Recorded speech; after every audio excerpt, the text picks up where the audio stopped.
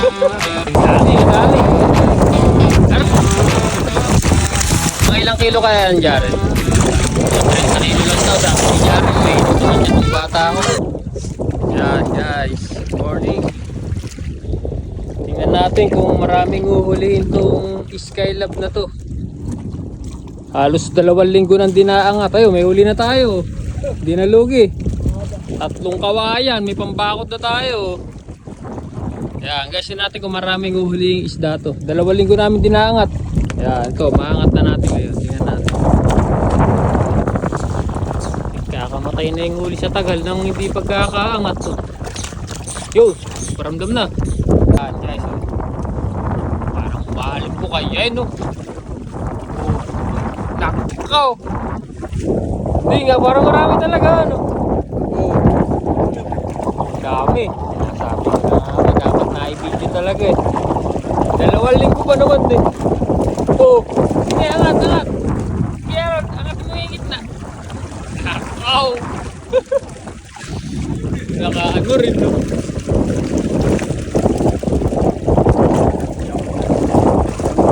Dami. Karoon langatin mo nga daw itong tiyan. Ito, oh. Kaya yung umalim po kayo. Yan, sige angatin mo. Bakit natin? Yan, nakaw! Sabi ko na nga po, marami itong uhulihin. Ayun, 2 linggo pa naman, hindi naangat. Yan, okay. Dami, puro tilapia, walang bigit, ano? Ayos, dito natin lagay natin yan. Pangka, ilalagay natin yan sa cage. Palakihin pa natin yung iba, maliliit. Yun. Tilapia, ano laki? Yan.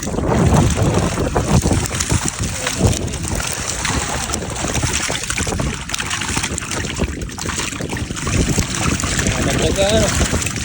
Ba't pala ang angat natin? Kada 2 linggo, ano? Nakakatipid pa ng pampasweldo. May bulag. Kabila, yung kabila. Bulag din. Ang gagawin dyan. Awa na. Malami tayo, pares bulag. Yan. Ito yan eh. Si ano yung tawag doon? I-boneless. Pero mahirap i-boneless, ano dyan ito? Yan. Mga ilang kilo kaya yan, Jaren? Ha? 30 kilo lang daw sa akin ni Jaren. May naman niya itong bata ko. Yan lang ngayon. Kasi isang salok lang ngayon, ano, pagkapuno dyan na yan, 10. Hindi mo ba, ano lang yun, 10 salok. Jaren, kaya hindi yun. Ano ako dyan, mga 80 kilo.